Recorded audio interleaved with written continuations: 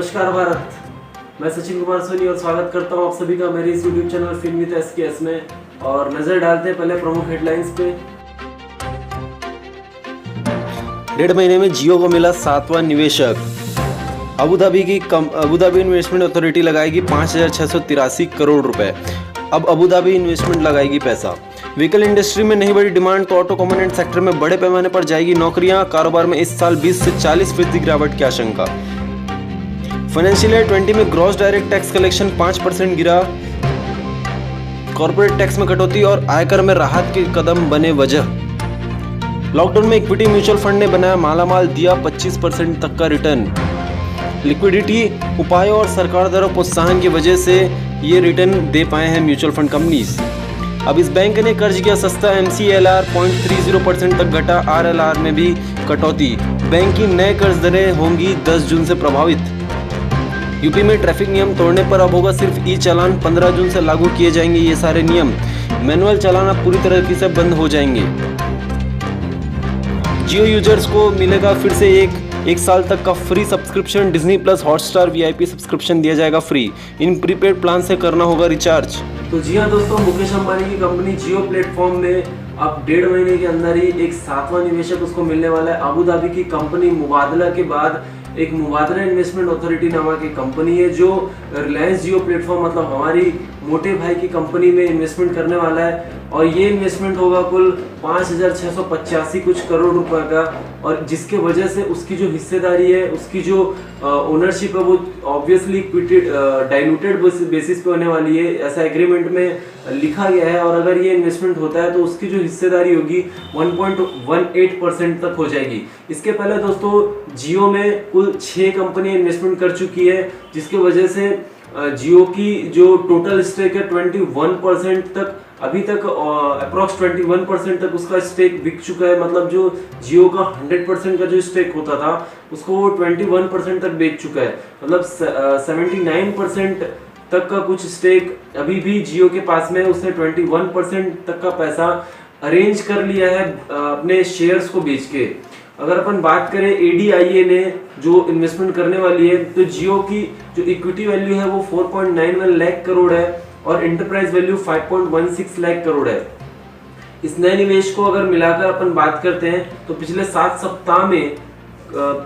सप्ताह में विभिन्न कंपनियों द्वारा जियो में कुल 97,885.65 करोड़ रुपीस का इन्वेस्टमेंट किया जा चुका है। इन डील्स के तहत अगर रिलायंस इंडस्ट्रीज की बात करें तो जियो प्लेटफॉर्म में कुल मिलाकर 21.06% की जो हिस्सेदारी है वो बिक चुकी है। तो ये है दोस्तों कि मतलब रिलायंस जियो प्लेटफॉर्म जो स्टार्टिंग से वर्क करते आ रहा है उस पे दूसरी कंपनीज, इनफैक्ट अब्रॉड की जो कंपनीज है वो ट्रस्ट कर रही है और वे अपने जो भी फंड्स हैं उनको वो रिलायंस जियो में लगाने पे विश्वास करती है। तो हमारी जो इंडियन कंपनीज है रिलायंस जियो, उसमें बाहर से जो इन्वेस्टर्स हैं वो काफ़ी इंटरेस्टेड है इन्वेस्टमेंट करने के लिए। और सिंस जियो जो है वो जियो मार्ट के रूप में ई-कॉमर्स वर्ल्ड में एंटर करने वाला है, ऑब्वियसली एंटर कर चुका है, तो वो धीरे धीरे उसको कैपिटल अप्रिसिएशन करने के लिए फंड रेज कर रहा है। तो बात करते हैं अगले न्यूज़ की दोस्तों। तो जी हाँ, कोविड-19 इम्पैक्ट के वजह से बहुत सी जो ऑटो सेक्टर कंपनीज के जो लेबर वर्कर्स हैं, एम्प्लॉयज हैं, उनकी नौकरी जा सकती है। बिकॉज कोविड-19 की वजह से मार्केट में जो मंदी आई है, हर चीज़ के डिमांड में जो कमी हुई है, उसके वजह से दोस्तों कस्टमर्स भी कम हो गए, फंड्स भी कम हो गई, GDP भी कम हो गई है। जो पर्टिकुलर सेक्टर्स हुआ करते थे उनकी प्रॉफिट्स भी कम हो चुकी है, जिसकी वजह से वहाँ के वर्कर्स, एम्प्लॉयज़ को फायर्ड आउट किया जा रहा है। तो जिसके वजह से जो ऑटो कंपोनेंट सेक्टर है उनमें यदि अगर डिमांड वापस से उतना नहीं बढ़ता है, मतलब उसके कस्टमर्स उनको उतना सेटिस्फाई नहीं कर पाते हैं, नहीं उतनी उनकी बिक्री होती है, तो उसके वजह से उनके जो एम्प्लॉयज़ हैं, उनके वर्कर्स हैं, उनको अपनी नौकरी से हाथ धोना पड़ सकता है। बता दें कि जो ऑटो सेक्टर्स कंपनीज होती थी वो लगभग 50 लाख लोगों को रोजगार देता था। पिछले साल इन कंपनीज का जो कारोबार है वो 18% तक का गिर चुका है। इस साल इसमें फिर से 20 to 40% तक की गिरावट देखने को मिली है। जो ऑटो कंपोनेंट मैन्युफैक्चरर्स है एसोसिएशन है, उनका कहना है कि जो डिमांड है वो पहले से अतिरिक्त क्षमता के चलते जो ऑटो सेक्टर कंपनीज है उनको उनकी डिमांड में कमी हुई है, जिसके वजह से ये हालात हुए हैं कि उनको अपने वर्कर्स और एम्प्लॉय को निकालना पड़ रहा है। तो अगर इसमें जो एक्सपर्ट्स का कहना है कि अगर डिमांड पहले जैसे हो जाते हैं, सप्लाई पहले जैसी हो जाती है और मार्केट पहले जैसा ठीक हो जाता है अगर, तो फिर इसको रोका जा सकता है, वरना बहुत सारी एम्प्लॉयज, बहुत सारे वर्कर्स को अपने नौकरी से हाथ धोना पड़ेगा। आगे बढ़ते हैं। तो अगर अपन बात करते हैं ग्रॉस टैक्स कलेक्शन की, तो इनकम टैक्स इंडिया के लिए भी ये कहना चाहिए कि हर जगह जिस प्रकार मंदी है, हर जगह जिस प्रकार फंड्स की कमी है, उस प्रकार इनकम टैक्स इंडिया में भी फाइनेंशियल ईयर 1920 में जो ग्रॉस टैक्स का कलेक्शन हुआ है वो 4.92% गिरकर लगभग 12,33,000 करोड़ रुपए रहा इस साल। इसकी प्रमुख वजह जो कॉर्पोरेट टैक्स रेट में इस साल कमी हुई थी, कटौती हुई थी, स्टैंडर्ड डिडक्शन हो गया था, और जो पर्सनल आयकर जो छूट प्रदान की जाती है उसकी सीमा को बढ़ाया गया था। आयकर विभाग ने रविवार को कहा कि यदि व्यक्तिगत आयकर और कॉर्पोरेट आयकर को पुरानी दरों से वसूला जाता, अगर जो पिछले 2018-19 एंड 17-18 की रेट से अगर वसूला जाता, तो ग्रॉस डायरेक्ट टैक्स का कलेक्शन लगभग 8% बढ़कर 8% से बढ़कर 14.01 लाख करोड़ रुपीस तक हो सकता था। मतलब देखिए दोस्तों आप 14.01 लाख करोड़ और सीधा 12.33 लाख करोड़, मतलब 4.93% की गिरावट इसमें देखने को मिली है। फाइनेंशियल ईयर 18-19 में जो डायरेक्ट टैक्स का कलेक्शन हुआ था वो 12,97,674 करोड़ रुपए था। जो central board of direct tax के एक बयान है उसमें उन्होंने यह कहा है कि यह एक वास्तविकता है कि 2019-20 में जो प्योर डायरेक्ट टैक्स कलेक्शन हुआ था वो 2018-19 के मुकाबले कम रहा, लेकिन इसका अनुमान पहले से ही था क्योंकि corporate tax, personal income tax और स्टैंडर्ड डिडक्शन नाम की बहुत सारी छूट प्रदान की गई थी, जिसकी वजह से 1920 के दौरान इस कर को सुधारना है, जिसके चलते ज्यादा रिफंड जारी किए गए हैं।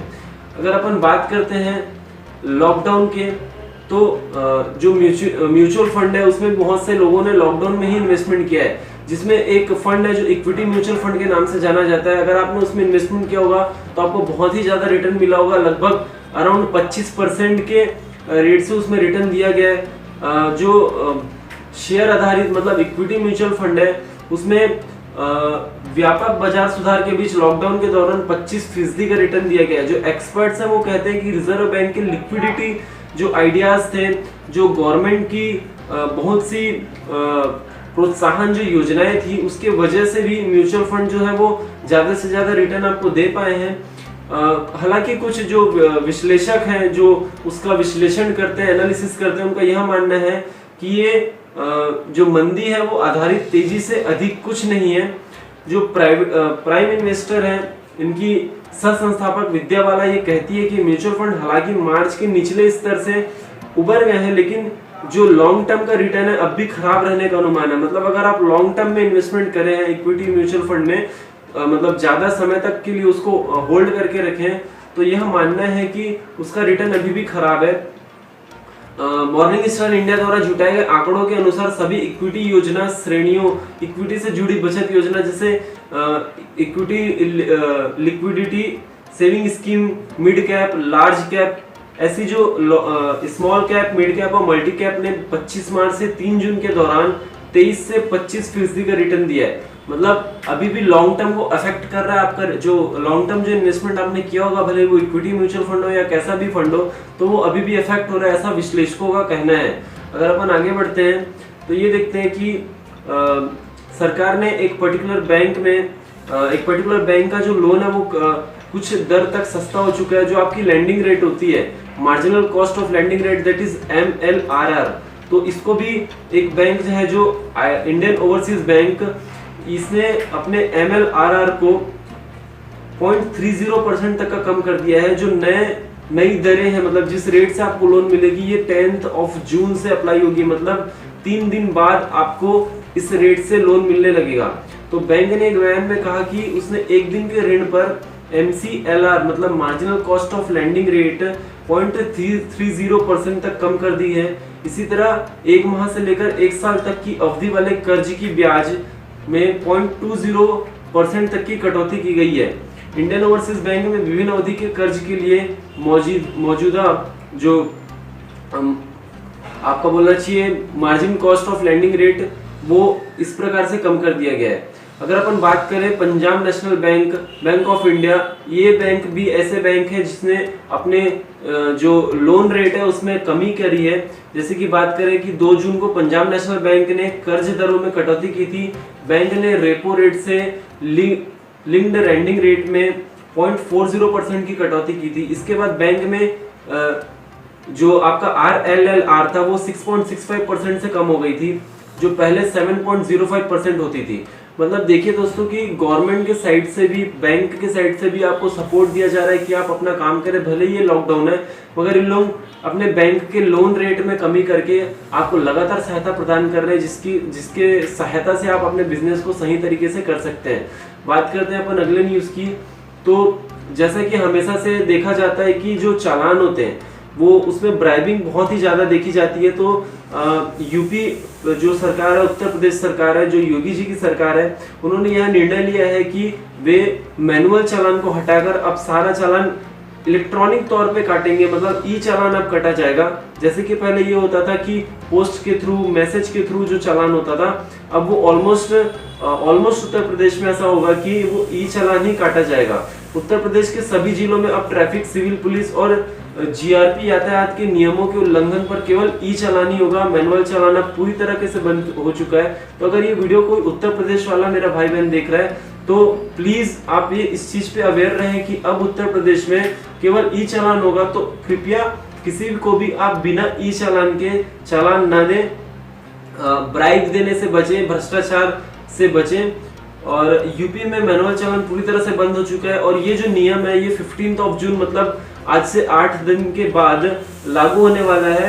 अभी जो जितने भी जो व्हीकल के ओनर्स हैं इनको ई चालान डाक से भेजे जाने के लिए डाक खर्च की पर्याप्त धनराशि उपलब्ध न होने के कारण पूरे राज्य में ई चालान की सुविधा लागू नहीं की गई है, जिसकी वजह से पूरे उत्तर प्रदेश में 20% चालान मैनुअली हो रहा है। मतलब अभी भी दोस्तों 80% जो चालान है उनको इलेक्ट्रॉनिक तौर पे ही काटा जा रहा है। केवल 20% का जो हिस्सा है वो केवल वो वाले हिस्से हैं जो अपन मतलब मैनुअली काट रहे हैं। तो अगर जी हाँ दोस्तों, अगर अपन आगे बात करते हैं तो रिलायंस जियो ने एक और नया ऑफर लाया है। रिलायंस जियो एक ऐसी कंपनी जो लगातार अपने कस्टमर्स को खुश करते रहती है। स्टार्टिंग के 2 साल में रिलायंस जियो ने एक रुपए भी चार्ज नहीं किया था, अपनी सारी सर्विसेज बिल्कुल फ्री दी थी, चाहे वो कॉलिंग हो, चाहे वो इंटरनेट हो। और उसके बाद भी उसने बहुत से जो एप्स होते हैं जैसे कि हॉटस्टार हो गया, उनके बहुत सी जो सुविधाएं हैं वो उनका जो सब्सक्रिप्शन है उनको फ्री कर दिया था। एक बार फिर से रिलायंस जियो ने एक बहुत ही अच्छा कहना चाहिए एक ऑफर लाया, जिससे उसने 1 साल तक जो हॉटस्टार VIP डिज्नी प्लस का जो सब्सक्रिप्शन होता है उसको बिल्कुल फ्री कर दिया गया है, जिसके लिए कस्टमर्स को जो कुछ जो रिचार्ज है जो उन्होंने क्राइटेरिया सेट किया है उसके तहत उसको रिचार्ज कराना होगा। तो अगर इसके लिए अपन बात करते हैं तो यूजर्स को कोई अतिरिक्त पैसा नहीं देना है। मतलब जो आपको डिज्नी प्लस है, हॉटस्टार प्लस है, डिज्नी VIP है, इसके लिए आपको कोई भी एक्स्ट्रा कॉस्ट देने की जरूरत नहीं है। ये जो बेनिफिट है ये पुराने जियो यूजर्स, नए जियो यूजर्स सभी के लिए ऑब्वियसली एप्लीकेबल होगा। बता दें कि डिज्नी प्लस और हॉटस्टार VIP के 1 साल की सब्सक्रिप्शन की जो कॉस्ट होती है वो 399 रुपीज होती है। मतलब अगर आपको अलग से इनका सब्सक्रिप्शन लेना है तो आपको 399 रुपीज का पेमेंट करना पड़ेगा।